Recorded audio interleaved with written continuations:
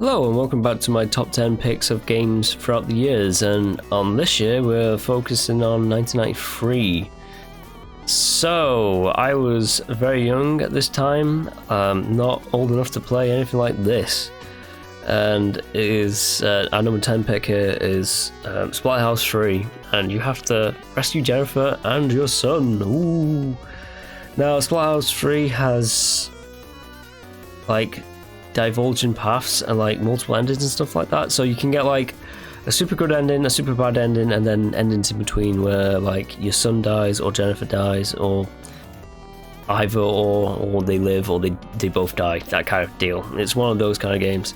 It's also very, very violent, and it is very, very difficult, so like I can't beat this legit, I have to cheat. I didn't have any of the Splatterhouse games as a kid. That's something to note. This one is actually, like with like the Shinobi franchise, the first game, I don't think you can get on Sega Mega Drive. You can only play it in the arcade. So with this one, this is like a Sega exclusive, I feel it is. Along with like the number 2, like Splatterhouse 2. Anyways, it's a very, very difficult brawler, I find, and I can't beat it. It's one of the games that I only played recently, so I played this one back in 2020. I played it last year, yeah, so last year, oof, what a year. Yeah, I only recently played it. I was aware of the Splatterhouse stuff, but I think that was one of the things where my good old mama, she was like, "You're not getting that," and I didn't get it. So, yeah. It's okay. It's pretty decent. Beat 'em up, and again, it has that replay value of like multiple endings and stuff like that. If you're good enough to actually get to the endings themselves. All right, let's move on to our next pick. Right, my number 9 pick is another game that I only played recently, like last year, and that is Shinobi 3. Now, Shinobi 3 is something that I've seen like in like, I think I saw it in like game magazines and stuff like that back in the 90s. And yeah, a magazine is something that is like made out of like paper, and it has words on it, and you read it and look at pictures. It's kind of archaic now, but trust me, it was a big thing back in the like mid 90s and stuff like that. Yeah, it's more of the same. For me, of like just the Revenge of Shinobi. I prefer the Revenge of Shinobi just because of like its the significance it had to me of just when I played it. So I played that one as a child. I played this one when I was like last year in 2020, and it's pretty fun. It has like it seems like they've improved the mechanics and stuff like that quite a bit from like the last one. Obviously they have, because this is a 1993 game and the previous one was from 1989. But for me, it's just it's not as good, but that's literally just like my nostalgia. As you can see right here, I'm not actually playing the game legit. I am cheating the hell out of it because I can't beat it. I couldn't even beat like the Revenge of Shinobi. I could only get to a certain point before I just died. But as for like the sequel, Shinobi 3, it's a pretty alright, decent game. It looks nice, and it actually plays pretty nice from what I recall. I only played it once last year, but it is more of the same. So if you liked the Revenge of Shinobi, I would highly recommend that you check out this game. Anyways, let us move on to our next pick. Okay, number 8 is Alien 3: The Gun. Another game that I played for the first time in about like, I think it was 2019 when I first played this. I have been aware of it for a while, and if you watch my playthrough of it, again, it's one of those ones that like, I talk about the movie and how I actually, in a bizarre way, kind of actually like the mess that is Alien 3. But obviously for a video game, it wouldn't be that fun if there was only one xenomorph. So you have to have like hundreds of thousands of them like crawling out the goddamn walls. Oh, a little Aliens reference there for you. And I'm not going to do that again, I swear. It's just you and a gun blasting away all the xenomorphs from existence. What more is there to like say about it? It's again, I actually really like the movie. I don't want to make this like discussion about like the movie, but I like the bleakness of it. But again, you can't make a game out of it. You have to change it up.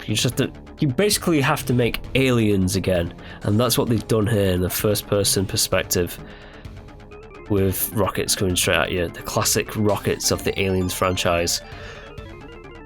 It's pretty okay. It's kind of a bit ugly to look at, kind of deal, but it's not as ugly as the movie. Let's put it that way. Anyways, that's my little. It's not really indictment to play it, is it? It's kind of like it's an ugly looking game, but sometimes, hey, I like the ugly looking stuff. Right, on to the next one. Right, and the next one here is Golden Axe 3. Now, my brother is being Catman. Let's see how long it takes him to actually hit me. Again, along with Streets of Rage 3, a sequel that I had no idea came out until like way later on.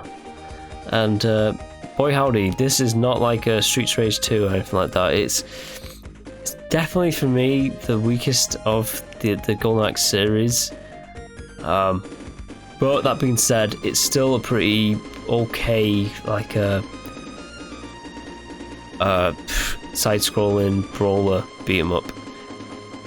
It is, for me, like the mounts, the enemies and stuff like that, I think that's what does it in for me. It's kind of like a more ugly looking game, and I was talking about ugly with like the last choice of Alien 3 the gun, but boy, this is just something else to behold. It's on the list because it's the best of like a few bad bunch of games, and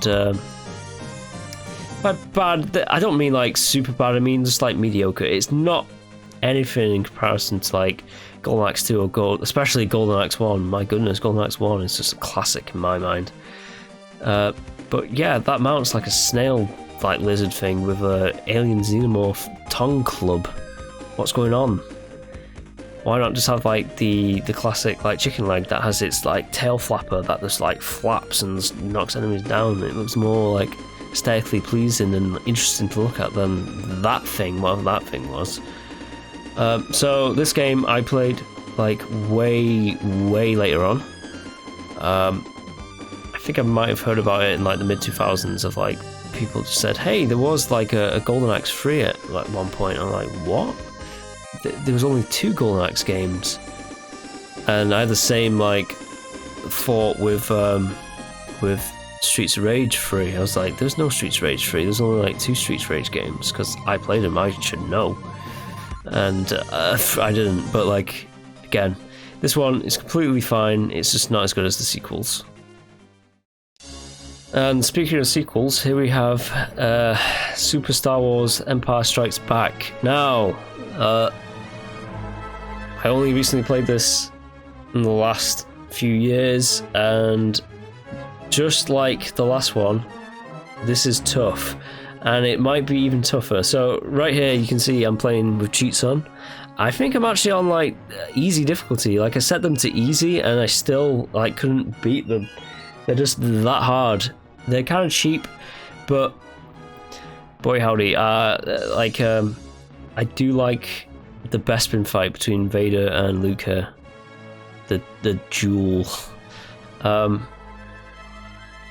What can I say? It's more of like Super Star Wars, so it is kind of cheap, like by the fact that there's multiple enemies and projectiles and stuff hitting you from all different angles and locations. Like, what the hell is going on screen right now? And but like for me, I'll admit it, like I like the older Star Wars games.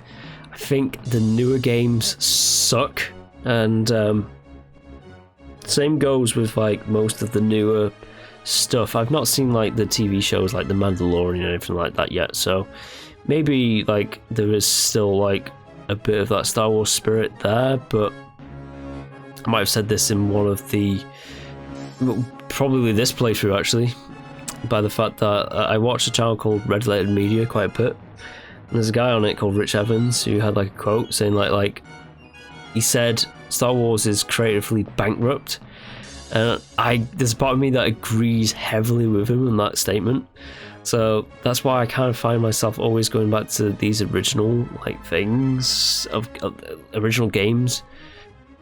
I think that statement that he made is kind of true of a lot of things actually. Maybe that's why I kind of like old school gaming a lot. Anyways, it's more of like Super Star Wars, and just put the cheats on and you should be in for a fun time. Alright, enough of Super Star Wars. Empire Strikes Back, let's go on to the next one. Okay, so my number 5 pick here is Super Star Fox. Now, like with all the other SNES games on this list, and probably on the other lists, let me just belch and like clear my throat to get my thoughts in line. I played this way later on. You know what, I'm gonna be unprofessional and I'm just gonna go get a drink. I've got a little bit of juice, I'm just gonna have a little drink and talk. Nice and refreshing. Right, so Star Fox, it came out 1993. It's one of those early 3D things. I think there was like a special like graphics card in the cartridge that made this possible. I'm not entirely sure on the backstory of this, but this, I have to say, is impressive for like being on a SNES as a technical thing. I mean, yes, the frame rate is, you know, pants in comparison to like today's Xboxes and like PlayStation 5s and stuff with like the SSD drives and 60 frames per second. We can do 120 frames per second in certain games, even though it's pointless. So the frame rate is kind of like, you know, pants, but like whatever. Look at it. It's like for 1993, this was some seriously like impressive stuff on that system of all things. Like not a PC. This was on a SNES. So it's just one of those things that I had to place at the number 5 spot based on like just like its technical achievement alone. And I'm not really one of these guys who just like play like the super nice looking graphics games at the time. Like say for example, I'm never going to play Crisis that came out in 2009 because it looked pretty. But this one I actually did enjoy my time playing it as well as like looking at it, and I played it way later after it like released, like 20 years after it released, over 20 years, and yeah, it's pretty decent, like little starfighter game that is, it's on rails. You have limited like movement of where you can go in the stage and stuff like that, but all in all, it's a very impressive like technical achievement for that system. That's something that like I don't usually praise a lot, but for this I'm making an exception, and it's an alright, it's an alright like starfighter game. Alright, let's continue onwards. Okay, so my number 4 slot here is Sonic CD for the Sega Mega Drive CD, or whatever it was called in the US. Because the US version of that is called the... What's the Mega Drive of the US? Oh yeah, the Genesis. The title that I personally don't like. I think Mega Drive is just more edgy and adult for some reason. Maybe it's a bit too much, like maybe it's too try-hard. Anyways, I'm digressing. This came out for the Sega CD, and is the first CD-based game that I ever played in my life. Because it was like a peripheral add-on to like the Sega. I'm not making this a history lesson or anything like that, but I guess it is a kind of short history thing. It was capable of like playing CDs, the Genesis, and that was like a kind of a big deal because CD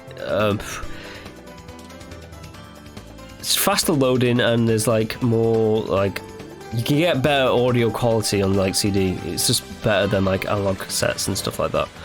And yeah, so this game is like known for its soundtrack. I personally don't like the so there was like two versions of it. There was the Japanese European version and the American version, and I played solely based by the fact of where I was living at the time in Europe. I played the European Japanese version, and I still think that's the best like soundtrack to this game ever. We're about to see the special stage here that is just basically like the Sega CD's take on the Mode 7 graphics of the NES. Not the NES, the SNES. Yeah. It's more Sonic, and it's one of the first things that I got. My history of it is a bit weird because it was just, I don't know. Maybe you have parents like this who they do bizarre things. Like they'll give you gifts that like make absolutely no sense. And I mean, I love this. I love playing this game. At the moment, I'm playing like the Xbox Live Arcade version of it. I don't actually have the Mega Drive or the Mega CD anymore, which is one of my greatest shames. That like I actually was convinced to like give that away to like. Oh god, it was given away to like someone that I'm not going to get into it. I'm still a bit angry by the fact that I was convinced to like give up my Sega Mega Drive. But anyways, like the Mega CD that I got was just from my mum. She just gave it me one day. I don't even recall asking for the thing. She was just like, "Here's this like add-on to your machine, Max." And I'm like, "Oh, cool." And we only had 2 games. I can't remember the name of the second game because it's pretty irrelevant. I think it was like some road rage game or something like that. Some people might know what I'm talking about, but I don't recall its name for the life of me. And it was kind of like a quick time event game. It was kind of boring, but like this was like the main shout out of like that add-on system, Sonic CD, and it's essentially just more Sonic the Hedgehog 2. It's the same like Sonic sprite model. I mean, like his sprite model changes in Sonic 3. So this is just keeping like the classic Sonic the Hedgehog 2 like sprite, but it's just faster loading and like not faster gameplay though. That's the thing. It's like it's probably just the exact same like speed and stuff as like Sonic. That's the thing about Sonic games. Like I never find that like if you go fast, you just die. You have to actually take your time or do the horrible thing, which I don't like doing, of actually learning the levels and like enemy locations and stuff like that, and like the boxes to jump on to like get maximum speeds and stuff like that, which I don't do. But essentially it's just more of Sonic the Hedgehog 2. At the time I got this after I played so we got the Sonic CD and the Sega CD like a year before we got our PlayStation 1, so it was pretty much just irrelevant. It was an irrelevant like add-on that we got, even though I do appreciate that I actually got to play the original version of this. And what was I trying to say? I was trying to say like I played this after Sonic and Knuckles, so I thought this was like Sonic the Hedgehog 4 because it was like it was like in CD format, and I thought this is Sonic the Hedgehog 4, even though it's not. It came out before Sonic the Hedgehog 3, from what I have learnt. And yeah, it's an alright Sonic game. It's more Sonic the Hedgehog 2. Right, there you go. I'm about to fight Robotnik, but am I? I'm not. I'm going to change. Right, on to the next game. Oh boy, and like the third best game of 1993, Rocket Knight Adventures. Now, this is like a damn shame that it didn't get any sequels. I think it got like a SNES kind of thing called Sparkster 2 or something like that, because I believe this game's called Sparkster in the US or something like that. But Rocket Knight Adventures never... And I don't even know if Sparkster 2 is an actual sequel to this one. but it's just so goofy and funny with like your possum fighting like pigs in underpants and stuff like that. When they die, they're in underpants. But it's just like so bright, colourful, and like just adventurous and wondrous as any kind of like Genesis game goes. I think it would be a damn shame if this is not on like anyone's top 10 lists of like Sega Genesis games. I'm not sure of the story, whether like it was a sleeper hit or not. I feel like, so this one, like I feel like this is far better gameplay wise than like a Sonic the Hedgehog or anything like that. And I know like they're completely going for different things with like their games, but this one I feel is just like a sleeper hit that like nobody, like not even a sleeper hit, it's like a cult thing. I feel like no one really cares or remembers about it or had the experience of playing it. So like I do believe it didn't actually do particularly well, hence the reason why there wasn't sequels and stuff like that. But it's just such a charming like little game, and like just all the like the pixel art like animations of like Spark, I guess he is called Sparkster. Sparkster does when like he's afraid and stuff like that. It's just so goofy and funny, and it's also really damn like creative with like its enemy designs, and just yeah, I absolutely love this game. But like I don't hear anybody talking about it. And that pig, when he's getting hit, he's just screaming out in pain. It's just such a good game, and I just me personally, I just like I don't hear anybody talk about this game when like I see people talk about like classic Sega stuff.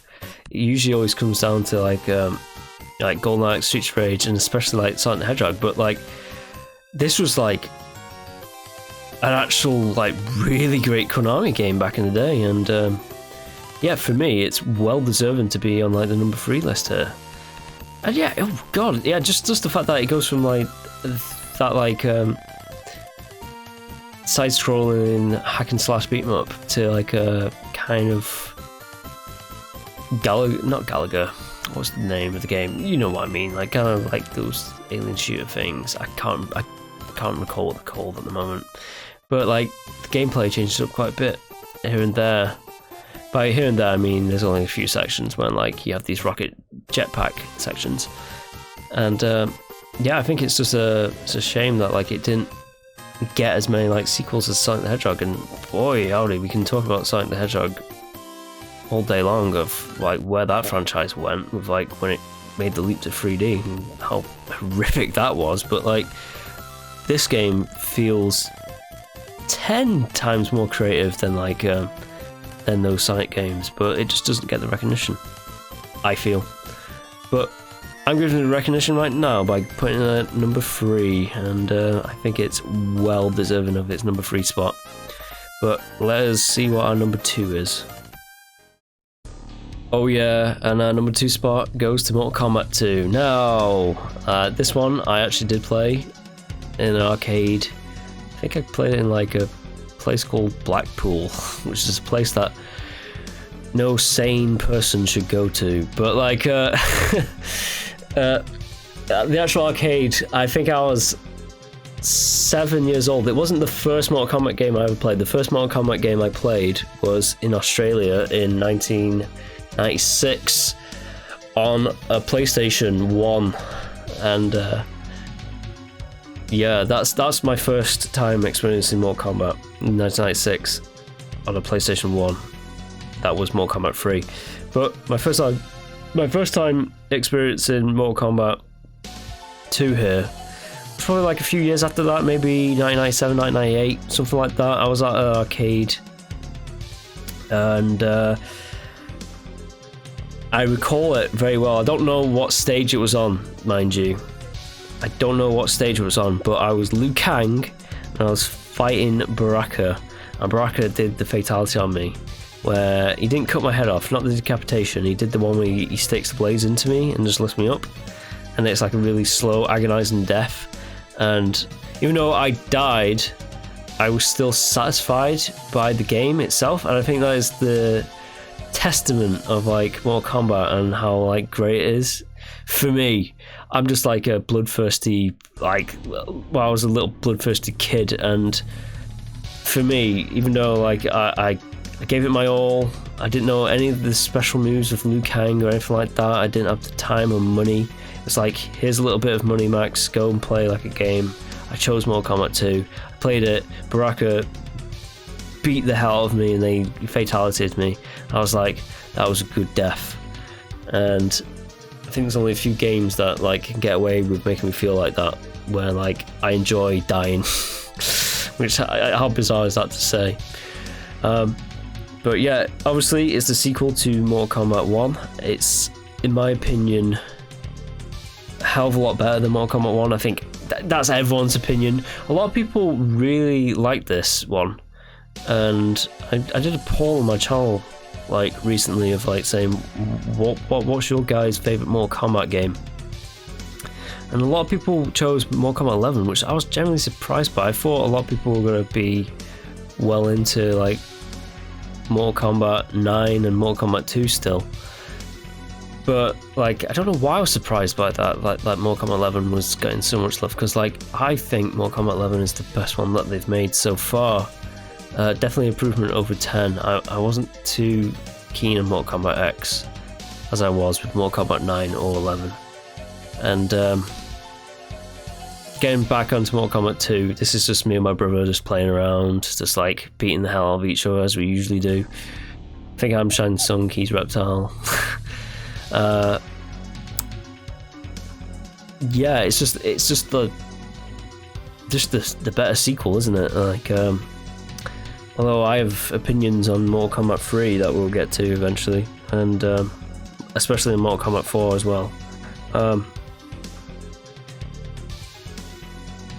For me, Mortal Kombat 2 is a really great sequel, and yeah, it's like doubled, it's more than doubled the cast. I think there's like 6 new characters or something like that.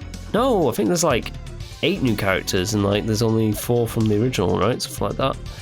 I'm not really too sure. No, you have Scorpion, Sub-Zero. No, you have 5 characters from the original. They got rid of Kano and Sonya for this one. But like Kano and Sonya come back for free though, so it's all cool. Great sequel, very creative with like the Outworld, the actual Outworld. Like you actually go there this time instead of like the tournament being on Earth. It's on Shao Kahn's territory, baby, and Shao Kahn is one hard guy. I have to say that like this game is brutal. The computer completely cheats, and I cannot get past it. I can't get up to Kintaro. I have to cheat my way through it if I want to like play the arcade version of it, and I'm sure there are people who know all the like the combos and moves and stuff like that, and like the best way of fighting each character, but like I don't have the time to learn it. I need to like play and go, and Mortal Kombat 2 is definitely like a really great one to like just come back to every now and then, and that's all I have to say on it. It was a pretty fun memory from my childhood, and I've been a Mortal Kombat fan ever since I played that 3rd one, and then eventually I played a little bit of this, but I really got around to playing this properly like in the 2010s. Anyways, enough of Mortal Kombat 2, let's see what my next pick is. Okay, so my first pick of best game of 1993 is of course Doom. Like I've said it before, I'm a bloodthirsty guy. I was a bloodthirsty child, and Doom was one of those things that I actually originally saw this on the PC, and yeah, it was just something else that just blew me away. This is the Xbox Live Arcade version of the game, so it's like basically the PC version of Doom, with all the music and sound effects and stuff like that. I did play this at a friend's house who, I guess his dad, I don't even know the story behind it. Like, why would a 7-year-old have access to this kind of violence? But like, he had it on like a PC. Maybe it was like his dad had it or something like that. And I saw it. I still recall being like frightened by the flaming skulls, the lost souls. Still, even to this day, I recall that was the first enemy that I saw. That was like a flying enemy, and it was just like it came at you in first person. It was like super scary, and I just recall that memory very vividly. But anyways, this is the Xbox Live version that I'm playing right now, or just the Xbox version, let's say. But the original version that I actually bought was for the PlayStation, and if you know about that one, it has like different music and sound effects and stuff like that. I'll get more into that one later. But as for like Doom it's just the, they say Wolfenstein 3D is the grandfather. This is just like the big daddy of like first-person shooters. There's a reason why, like after this game, there was a load of like similar-looking games that came out, and a lot of the industry would refer to them as Doom clones. It's because this was just like, let's get biblical, it was like revelation. It was just like a new level of like blood and gore and violence and stuff like that. It was probably definitely one of the things that introduced the, is it called the ESRB or something like that in America, the rating system of like video games, which I'll give leniency and say yes, they definitely needed some kind of rating thing. I know people don't like that, but yeah, there are some games that like certain children should not be playing, stuff like that, and I get all that stuff. But that still doesn't stop them from asking, you know, mummy and daddy to buy like the super violent game, like what I used to do when I was a kid. So there's no way around it. And besides, like, my mother would just let me watch and like see all these horrifically violent movies, and she'd just say, yeah, just watch it, but just don't like say the bad words that they say in school. It's like, cool, okay. Maybe that was like bad parent. No, she's not a bad parent. She's like the best like mother you could ever have, really. But very, very just like open with just like letting me and my brother just watch and play whatever we wanted. To an extent, it had to be to an extent. Nothing too bad, but like in general, we got away with like watching and like playing a lot of stuff. Yeah, Doom, it's just a classic. It is still fun to this day. It's amazing by the fact that this is how strong this game stands up. Like, you can get, I'll come back to this over like a dozen like different Call of Duty games, because there's just something about just the game feel of this one. It plays really well, and I think that's what they nailed with like the rebooted like Doom series that it recently did, of just I don't know, it's like a spirit of Doom, of just guy with gun shoots things, but there's always like a good gun for like a certain job. So the BFG is great at like clearing out loads of enemies or destroying like heavy enemies fast, and then like use the shotgun on like standard like enemies like imps and soldiers, stuff like that. Save the rocket launcher for Barons of Hell. So there's always that kind of like tactical element of Doom, I found, if you could call it a tactical element, of just like knowing what weapon is right for what job. And yeah, I just love it. I can just keep coming back to it over and over and over. I don't get bored of Doom whatsoever. So anyways, that was my little insight into like my favourite games of 1993. If you did enjoy, please do like and subscribe. I will have more of these to come further down the line. I'm going to take a little break for now.